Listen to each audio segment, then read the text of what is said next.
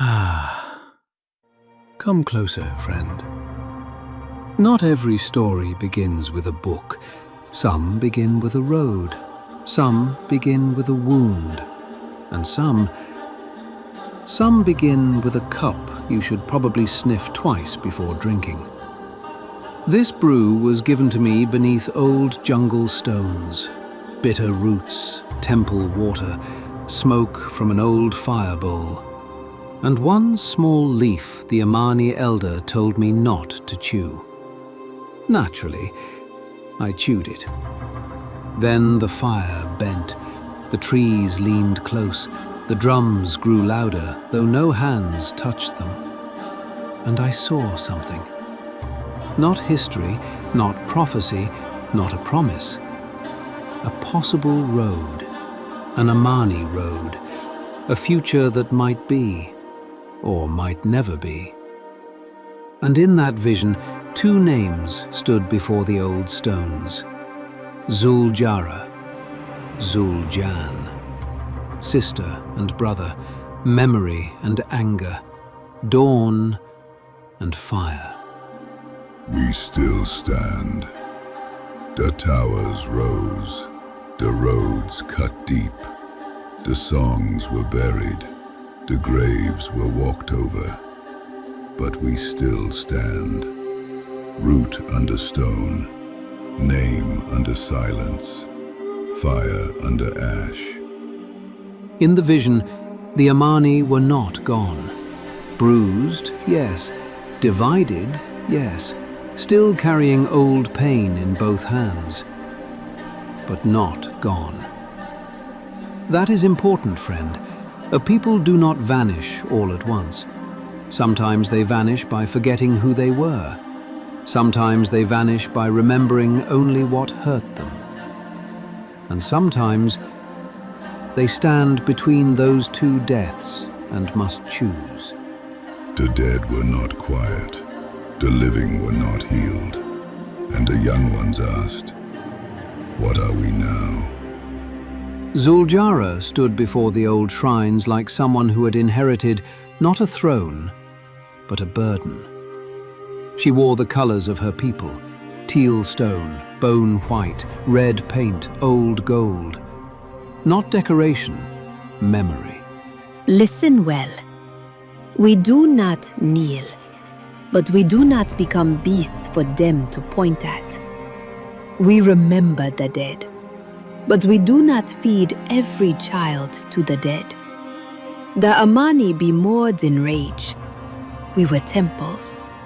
We were drums.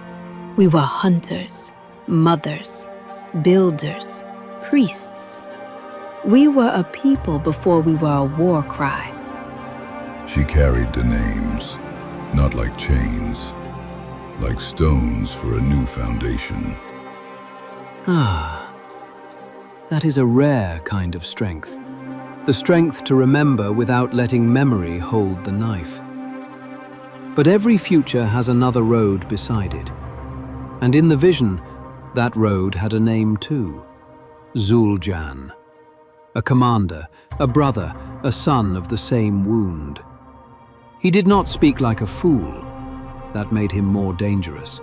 You speak of foundations, sister. I speak of walls. You speak of names. I speak of enemies who still breathe. They took our land. They called us savage. They built high and bright so they would not have to look down at what they buried. And now you tell me to wait? No, man. No more waiting. I tell you to see beyond the wound.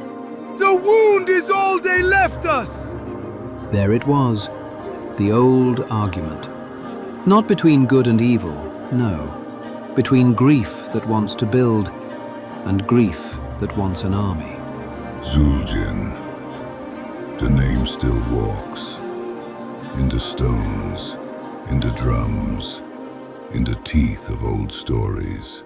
He showed us we could stand. He showed us the Amani still had claws. He showed them fear. That be why they hated him. And what did fear give us, brother? More graves. More songs for children who never grew. More ashes for the wind. So you would shame him? No. I would stop using him as a torch to burn what remains. There is the trouble with ancestors. They cannot speak for themselves. So the living often make them say what they already wanted to hear. One looks at Zul'Jan and sees proof that the spear must never fall. Another sees warning that the spear can become heavier than the hand that holds it. Both claim memory. Only one asks what memory costs. We remember the fires, the horns in the night, the roads no one walked alone, the windows where children watched the tree line and learned fear before they learned history. If the Amani call Zul'Jan wounded, then I ask this: what of those he would wound next? Now you speak of fear. Good. Maybe fear will teach what mercy never did. Careful, brother.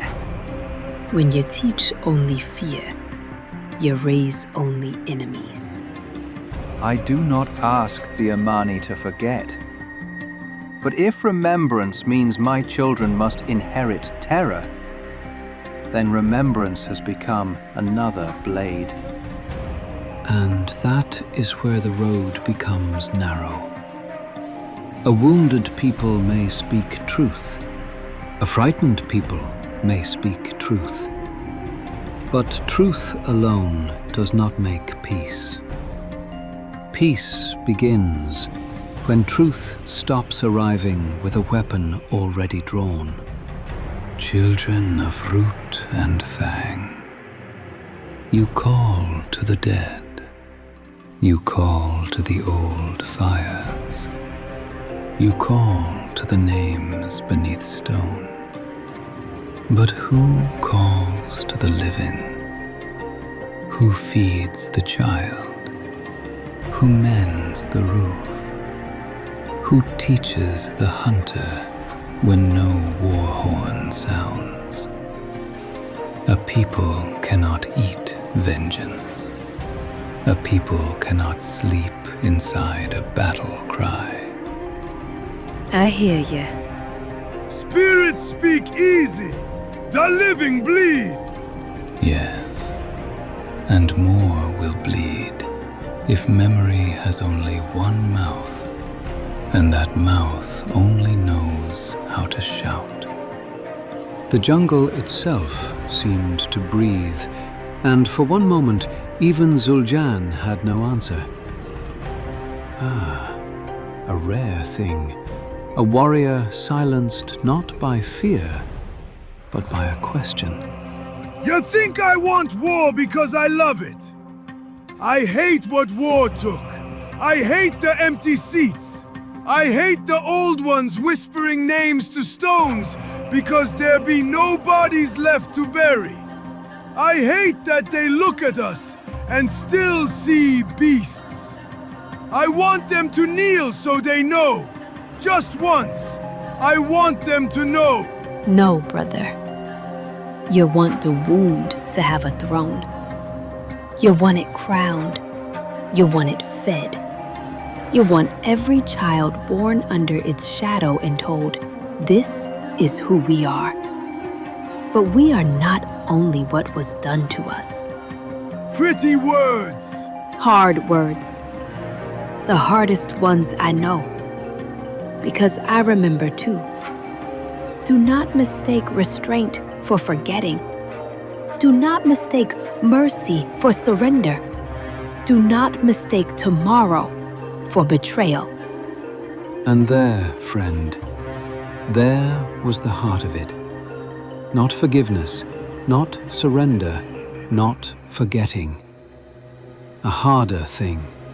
The choice to let the dead be honored without letting them rule the living. In the vision, no final battle came, no clean answer, no easy victory. Only two Amani standing before the old stones, one looking toward fire, one looking toward dawn. And between them, the question every wounded people must face. What be memory for? To sharpen the spear, to carve the names, to wake the dead, or to guide the living? If we stop fighting, will they remember us? If all we do is fight, will there be anyone left to remember? Stand with me, brother. Not behind me, not beneath me. With me. Let them see the Amani still stand, but let our children see why. Ah, that is a different kind of war cry. Not weaker, just wiser. Then I woke. The fire was small again. The cup was empty. My tongue tasted like roots, smoke, and one very questionable leaf. And the jungle was quiet.